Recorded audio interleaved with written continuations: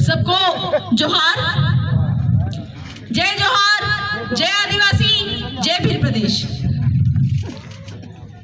सबसे पहले मैं अपनी बातों को शुरू करने से पहले अपने पुरखों का आह्वान करना चाहूंगी कि उन्होंने मुझे ये ताकत दी कि हर तरह के मुसीबत झेल कर भी आज मैं अपने समुदाय को बचाने के लिए उनके हक अधिकारों की बातों को उन तक पहुंचा रही हूँ। साथ ही साथ हमारे भंडारे दादा जगदीश वो आज होते तो यहाँ पे जो क्रांति उठी है उसको देखकर बहुत खुश होते और उनका जो सपना है भील प्रदेश का और अपने समुदाय खासकर उदयपुर के आदिवासियों को आगे बढ़ाने का, उनको मालिक बनाने का, आज अगर वो होते तो बहुत ही खुश होते। हमारे आदिवासी परिवार के जो अगुवाजन भंवर दादा और कांति भाई आदिवासी, उनका जो सपना है उनको आज मैं पूरा होते हुए देख रही हूँ। साथियों, हमारे पुरखों ने हमको हमारे जल जंगल जमीन दिलवाए और उस जल जंगल जमीन को लड़ाई लड़ने के लिए उन्होंने अपनी जान भी गंवाई। साथ ही उन्होंने जब अपनी जान गंवाई तो उनका जो डीएनए है वो हम तक आया और आज उसका नतीजा है कि हमारे जैसे लोग हमारे समुदाय के जल जंगल जमीन को बचाने के लिए आपके समक्ष खड़े हैं। और मैं ये चाहूंगी कि हमसे सीखकर जो भी हक अधिकार की जानकारी आपको मिलती है उसको सीखकर यहाँ से भी कई सारे आपका भंवर दादा, कांति भाई, जगदीश दादा, मैं लेके आऊं, अमित खराड़ी, बबीता कच्छप जैसे कई सारे जो है अगुवाजन यहाँ से निकले और हमारे बात भी चाहे हम रहे चाहे ना रहे सीखकर हमारे जल जंगल जमीन और हमारे अधिकार को बचाने का आह्वान करें। आज का जो दिन है ये विश्व आदिवासी अधिकार दिवस है, जिसमें संयुक्त राष्ट्र संघ ने आदिवासियों के कुछ अधिकारों को लिखित किया है। उसमें एक सबसे महत्वपूर्ण बात है जिसमें विश्व भर के आदिवासियों ने एक मत होकर एक ही बात बोली है कि आदिवासियों के जल जंगल जमीन पे उनका ही अधिकार है, किसी और का नहीं है। जैसा कि सुप्रीम कोर्ट ने भी 5 जनवरी 2011 के जजमेंट में कहा था, क्या कहा था कि 8% आदिवासी है यानी कि भील है वो इस देश का असली मालिक है और बाकी के जो हैं वो विदेशी है, बाहरी है, आक्रमणकारी है। और इस प्रकार से ये जल जंगल जमीन और खनिज जो है ये सिर्फ और सिर्फ आदिवासी समुदाय का है, भील समुदाय का है। जैसा कि हमारे दादा ने बताया भी कि 1 साल 13 दिन तक मुझे जेल में रहना पड़ा था और झारखंड जो है वहां से मेरे आंदोलन का शुरुआत हुआ था। वहां के जो मुंडा आदिवासी है उनकी जमीन पे 10 लाख टन सोना था। वर्तमान में वो 10 लाख टन सोना आज भी उनकी जमीन पे बचा हुआ है, क्योंकि वहां के आदिवासियों ने अपने हक और अधिकार को जाना कि हमको लड़ाई लड़ने का तरीका कैसे लड़ना है। वो दिन गए जब हमारे पुरखे तीर धनुष लेकर निकल जाते थे और अंग्रेज से, मुगल से, तुर्क से सबसे उन्होंने लड़ाइयां लड़ी। लेकिन आज के दिन में अगर हम अपने जल जंगल जमीन और खनिज को बचाने के लिए तीर धनुष लेकर निकलेंगे तो उससे क्या होता है कि सरकारें जो है हम पे केस लगा देती है और केस लगाने के बाद में अंतिम में हमको पुलिस पकड़ के ले जाती है और कोर्ट के सामने प्रस्तुत करती है। कोर्ट के सामने जब प्रस्तुत करती है तो वहां पे जब वकील आपस में लड़ाई लड़ते हैं तो क्या वह तीर धनुष से लड़ाई लड़ते हैं? नहीं, वो जब बहस करते हैं तो कागज कलम की लड़ाई लड़ते हैं, कानून और संविधान की लड़ाई लड़ते हैं। तो तब जब हमको कागज कलम की लड़ाई लड़नी है, वो लड़ाई हम आज क्यों नहीं लड़ेंगे अपने जल जंगल और जमीन को बचाने के लिए? और इसी जल जंगल जमीन को बचाने के लिए जो कागजी लड़ाई है, कलम की लड़ाई है, यही लड़ाई का तरीका आपको आदिवासी परिवार की फैक्ट्री में सीखने को मिलेगा। जो कि हर आदिवासी को इतना सक्षम बनाएगा कि उसको लड़ाई लड़ने के लिए जल जंगल जमीन और जोरू बचाने के लिए किसी दूसरे पर आश्रित नहीं रहना पड़ेगा। ये वो फैक्ट्री है आदिवासी परिवार की। तो मैं बहुत बहुत शुक्रगुजार हूँ आदिवासी परिवार का कि उन्होंने मुझे ये मंच दिया कि मैं अपनी बातों को अपने समुदाय के बीच में रख सकूं। भाइयों, ऐसे ही गांव बैठे हुए थे झारखंड के खूंटी में, क्योंकि वहां पे आदिवासियों की जमीन पे 10 लाख टन सोना था। आपके ये जो पहाड़ है यहाँ पे भी खनिज है और इसी खनिज को लूटने के लिए यहाँ पे यूआईटी और यूडीए नाम का प्रोजेक्ट बिठाया जा रहा है नगर निगम के द्वारा। वो 10 लाख टन सोना जो झारखंड में है, सुप्रीम कोर्ट ने क्या कहा? सुप्रीम कोर्ट ने कहा जिसकी जमीन उसका खनिज, आरएम लोढ़ा जजमेंट में, मतलब जिसकी जमीन पे सोना होगा उसकी जमीन पे वो सोने का अधिकारी वही होगा। और आदिवासियों की जमीन पे इतने खनिज है, ठीक है, आदिवासियों की जमीन पे इतने लोहा सोना चांदी है कि अगर उसको निकाल लिया जाए और आदिवासी उसका इस्तेमाल करे तो एक एक आदिवासी के पास में एक एक हेलीकॉप्टर होगा, इतना पैसा है। लेकिन हमको जानकारी ही नहीं है कि ये जल जंगल जमीन हमारा कैसे है। हम ये बात तो बोलते हैं जल जंगल जमीन हमारा है, लेकिन ये जल जंगल जमीन हमारा कैसे है ये आप कैसे बताइएगा? संविधान, भारत का संविधान 1950 में 5वीं अनुसूची का नाम तो आपने सुना होगा, लेकिन यहाँ पे बैठे किसी भी व्यक्ति से मैं पूछूं कि क्या आपने भारत का संविधान खोलकर पढ़ा है, तो यहाँ पे से अधिकतम लोगों का जवाब होगा कि नहीं, हमने कभी भारत का संविधान खोलकर नहीं पढ़ा। और जिन जिन ने भी भारत का संविधान खोलकर पढ़ा उनको इतनी जानकारी हो गई कि कलेक्टर महोदय को भी जमीन में बैठना पड़ा। वहां पे गांव ने उनसे बहस किया और 10 लाख टन सोना बचाया और कहा कि ये जल जंगल जमीन तो हमारा है, साथ ही साथ ये सोना लोहा चांदी भी हमारा है और हम इसके मालिक हैं। तो जितनी भी जानकारियां आपको आदिवासी परिवार के मन से दी जा रही है, आप इनको सुनिए, समझिए, जानने की कोशिश करिए और इसका इस्तेमाल करने की कोशिश करिए। ऐसे ही 272 गांव बैठे थे और झारखंड की जो तत्कालीन सरकार थी उन्होंने आदिवासियों की जमीन पे दबा हुआ 10 लाख टन सोना निकालने की कोशिश की थी।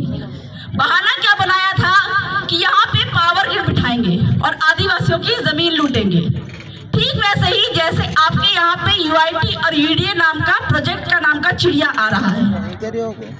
और मैं आपको बता दूं कि इस प्रोजेक्ट के नाम पे आपकी जमीन पे जो खनिज है, कई हजार करोड़ की जो खनिज है, उसको लूटने का प्रोपोगेंडा जो है वो सरकार के द्वारा किया जा रहा है। लेकिन बहाना यही है कि यूआईटी और यूडीए के नाम पे आदिवासियों की हम जमीनें लेंगे। ठीक वैसे ही झारखंड में जब ये प्रोजेक्ट बैठने लगा तो वहां पे 272 गांव ने ऐसे ग्राम सभा बिठाई। ठीक है, एक बहुत ही बड़ा प्रचलन है, आपका मुहावरा है, जिसमें ये कहा जाता है ना लोकसभा ना विधानसभा, सबसे ऊंची ग्राम सभा। और इस ग्राम सभा को क्या पावर है मैं आप लोगों को बताऊंगी, ताकि हमारे जल जंगल जमीन और खनिज को कैसे बचाना है, हमको मालिक कैसे बनना है, इसकी जानकारी आपको हो सके। तो वहां पे 272 गांव ऐसे बैठे और बैठने के बाद उन्होंने कलेक्टर महोदय को बुलाया कि कलेक्टर महोदय आपको भी हमारे गांव के सामने आना पड़ेगा। और ऐसे गांव बैठ के वहां पे कलेक्टर महोदय को जमीन पर बिठाया और जमीन पे बिठाने के बाद में बहस चली और वहां पे ये बात निकली कि हम अपनी जमीन जो है किसी सरकार को नहीं देंगे। क्योंकि इससे पहले ऐसे ही एक पहाड़ था उड़ीसा में, नियमगिरी का पहाड़। उस नियमगिरी के पहाड़ में बॉक्साइट नाम का खनिज था और वहां पे कोंद जनजाति के लोग रहते थे। कोंद जनजाति ने कहा कि पहाड़ में हमारे देवता बसते हैं, हम ये जो पहाड़ है किसी सरकार को, किसी कंपनी को नहीं देंगे। और किसी संस्था के माध्यम से सुप्रीम कोर्ट, जो सबसे बड़ा कोर्ट है, वहां तक मामला गया। मामला वहां पे जाने के बाद में जो सबसे बड़े कोर्ट है वो वहां पे जमीन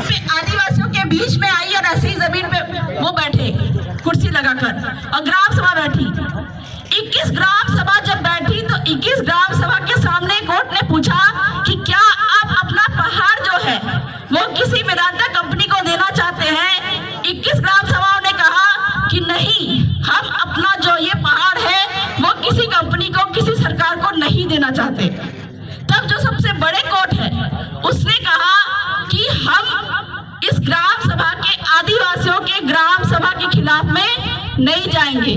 और तब से कहा गया न लोकसभा न विधानसभा, सबसे ऊंची ग्राम सभा। इसी ग्राम सभा का पावर है कि झारखंड में वो 10 लाख टन सोना आज भी बचा हुआ है। और जैसा कि मैंने बताया, सुप्रीम कोर्ट ने बोला जिसकी जमीन उसका खनिज। सुप्रीम कोर्ट के समता जजमेंट ने क्या कहा कि आदिवासी की जमीन पे अगर सोना, लोहा, चांदी कोई भी खनिज है, वो सिर्फ और सिर्फ आदिवासी निकालेगा या फिर आदिवासियों की जो सहकारी समिति है उसके माध्यम से वो खनिज निकाल पाएगा। और मैंने ये बताया कि आदिवासी के पास में इतना खनिज है कि एक एक आदिवासी के पास में एक एक हेलीकॉप्टर होगा। अकेले झारखंड में 10 लाख टन सोना है। वो सोना इतना ज्यादा है चूंकि अमेरिका जो है, अमेरिका के पास में मात्र 6 लाख टन सोना है, लेकिन वो विश्व गुरु बन के बैठा हुआ है। और झारखंड के खूंटी में 10 लाख टन सोना यानी कि अमेरिका से भी ज्यादा सोना है। तो असल में विश्व गुरु किसको बनना चाहिए? आदिवासियों को विश्व गुरु बनना चाहिए।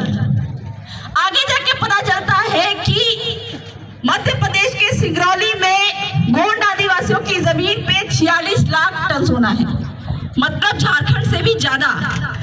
किसका खनिज है? आदिवासियों का। और आगे जाके मालूम चला कि आपके राजस्थान के बांसवाड़ा के घाटोल में 11 करोड़ टन सोना है। किसकी जमीन है? बीलों की जमीन है।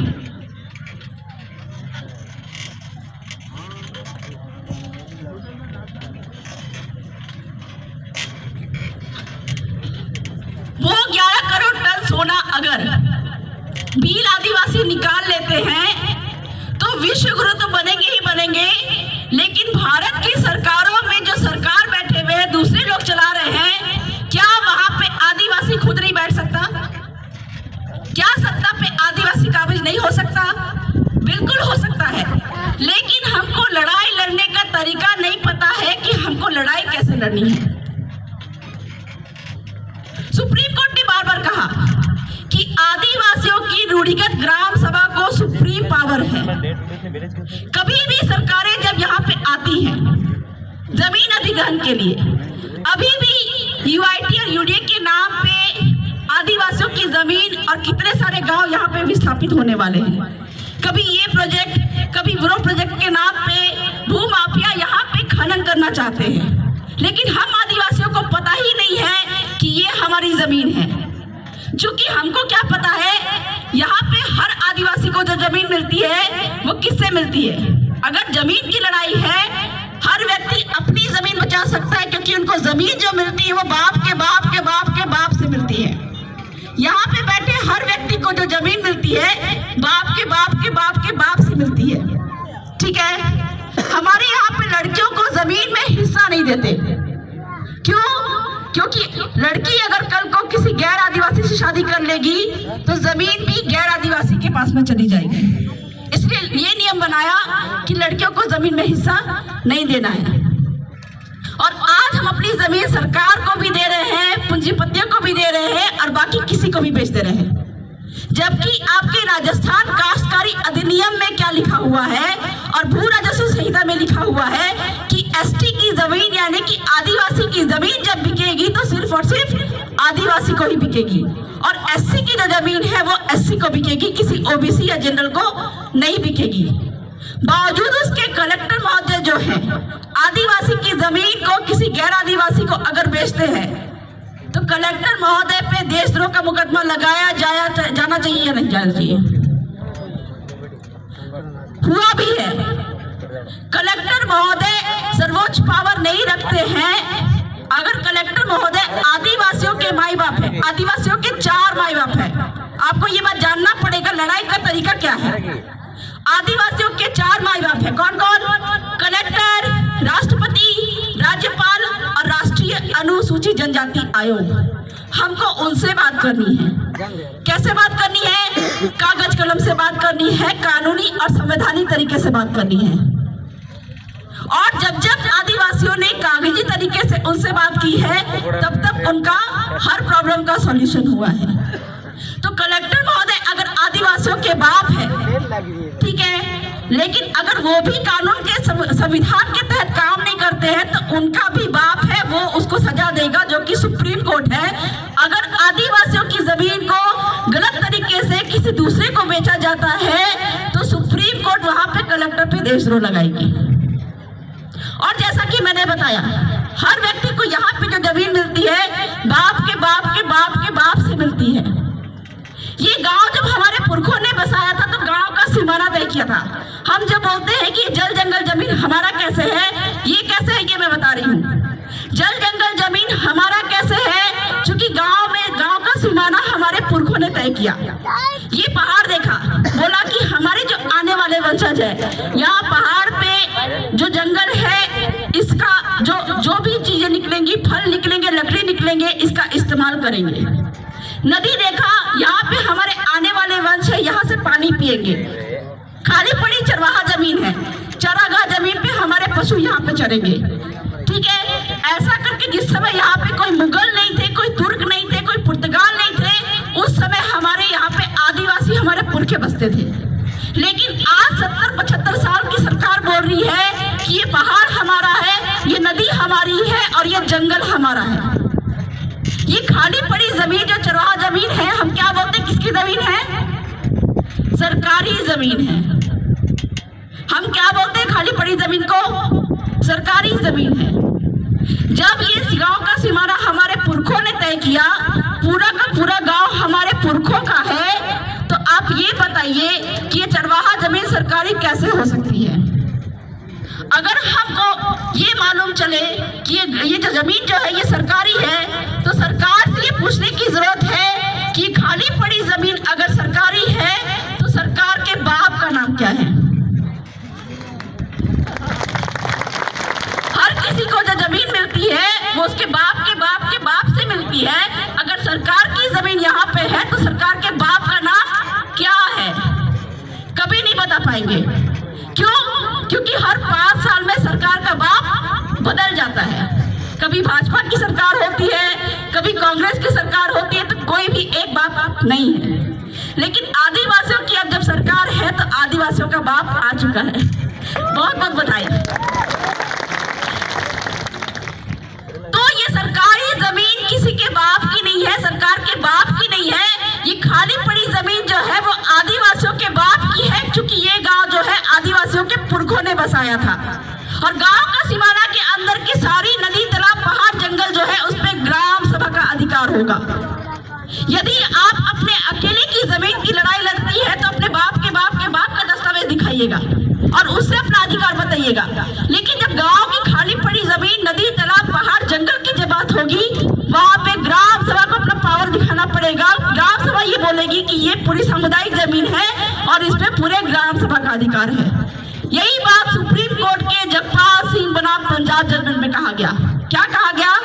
कि गांव की जो सामुदायिक जमीन है, खाली पड़ी जमीन है, उस पे ग्राम सभा का अधिकार होगा। तो आने वाले दिन में जो वन विभाग बोलती है कि ये जो जंगल जो है ये वन विभाग का जमीन है, तो हमको उनसे सूचना का अधिकार के तहत आरटीआई करके पूछना चाहिए कि ये जंगल जब तुम्हारा है तो तुम ये बताओ कि तुम्हारे बाप का नाम क्या है। कभी नहीं बता पाएंगे। क्योंकि गुजरात के रतन महल का एक उदाहरण है, वहां पे रीछ अभयारण्य के नाम पे जंगल कब्जा किया जा रहा था। वहां के आदिवासियों ने अपने ग्राम सभा का पावर को समझा और पूछा कि ये जो जंगल की जमीन अगर तुम्हारी है तो तुम दस्तावेज दिखाओ कि ये तुम्हारा है। तब वहां के जंगल के जो फॉरेस्ट विभाग के लोग थे, उन्होंने क्या जवाब दिया कि ये जंगल जो है ये 114 आदिवासियों के नाम पे है। मतलब ये वन विभाग भी जो है, वन भूमि जो है वो किसी वन विभाग के बाप की नहीं है, वो यहाँ पे आपके पहले पुरखे यानी कि आपके बाप की है। लेकिन चूंकि हमको जानकारी नहीं है, हमको अपने हक अधिकार की जानकारी नहीं है, कानून संविधान की जानकारी नहीं है, तो इस कारण से हम अपने जल जंगल जमीन को नहीं बचा पाते हैं।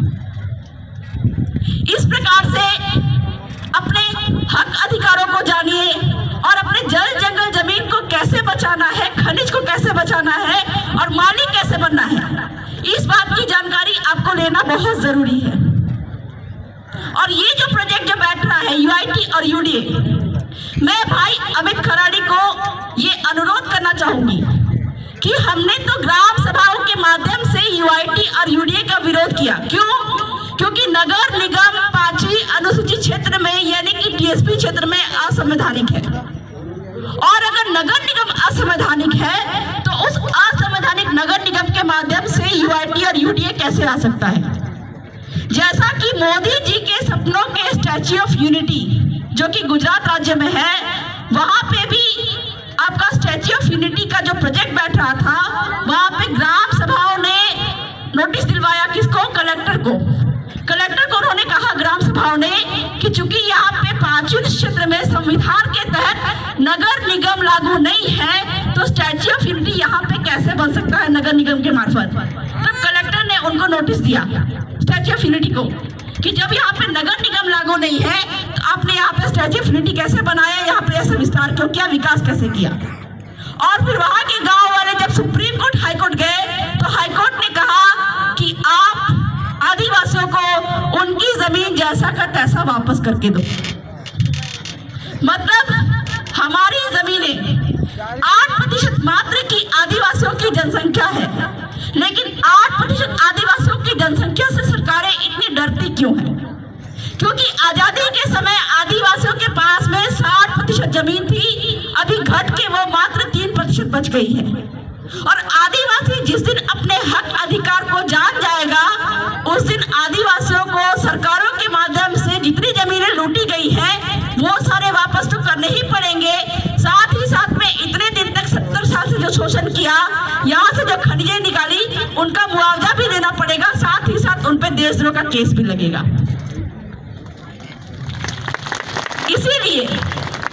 इसीलिए कम जनसंख्या होने के बाद भी सरकारें जो है वो आदिवासियों से डरती हैं, और इसका शुभारंभ हम कर चुके हैं। जो नगर निगम के मार्फत से जो यूआईटी और यूडीए यहाँ पे आने वाली है, हमारे भाई अमित खराड़ी से बात हो चुकी है, और इसके खिलाफ में हम हाईकोर्ट यानी कि जोधपुर हाईकोर्ट में भी सरकार के खिलाफ में वहां पे पिटीशन डालेंगे, जहां पे कलेक्टर महोदय को सबसे पहले कोर्ट के सामने खड़ा होना पड़ेगा और जवाब देना पड़ेगा कि किस कानून और किस संविधान के तहत उन्होंने नगर निगम के तहत यूआईटी और यूडीए का विस्तार किया। और साथ ही साथ में आदिवासियों को यूआईटी यूडीए के तहत जो जमीनें गई है वो तो वापस करना ही पड़ेगा। साथ ही साथ में जितना नुकसान इतने दिनों तक उन्होंने नगर निगम के माध्यम से टैक्स का, पानी का टैक्स, बिजली का टैक्स के माध्यम से किया है, उसका मुआवजा भी उनके हलक से निकाल के वापस लेंगे। तो कहने के लिए तो बहुत सारी बातें हैं, और एक अनुरोध है आदिवासी परिवार के मन से। मेरा अनुरोध तो ये है कि यूआईटी यूडीए के खिलाफ में तो हम कोर्ट में जाए ही, लेकिन हमारे भोले भाले आदिवासियों को आईपीसी सीआरपीसी के कठिन जो कोर्ट कचहरी के माध्यम से उनको काफी प्रताड़ित किया जाता है। चूंकि आदिवासी अपने हक अधिकार को नहीं जानते हैं। जब तक आदिवासियों की ग्राम सभाएं कायम थी तब तक आदिवासियों के गांव में गांव के पटेल कमेटी से पूछकर पुलिस घुसती थी, लेकिन आज इन सारे कानून का उल्लंघन हो रहा है, आदिवासियों के पावर का उल्लंघन हो रहा है। तो आने वाले दिन में आईपीसी सीआरपीसी यानी कि हमारे आदिवासियों के रूढ़िगत ग्राम सभा के पावर को कम करने वाले और आदिवासियों को फर्जी कोर्ट मुकदमे झिलवाने वाले सरकारों को ये जवाब देना पड़ेगा हाईकोर्ट और सुप्रीम कोर्ट में कि यहाँ आदिवासियों पे उन्होंने आईपीसी और सीआरपीसी कैसे लागू की। और इसके एवज में मैं आदिवासी परिवार से अनुरोध करूंगी इस मंच के माध्यम से कि अभी आने वाले दिन में यूआईटी के साथ में सीआरपीसी को भी हाईकोर्ट और सुप्रीम कोर्ट में केस डाला जाए। तो आगे हमारे भाई मांगीलाल नीनामा जी भी हैं, उनका भी मैं चाहूंगी कि उनको भी बोलने का मौका दिया जाए। समय कम है, समय अभाव है।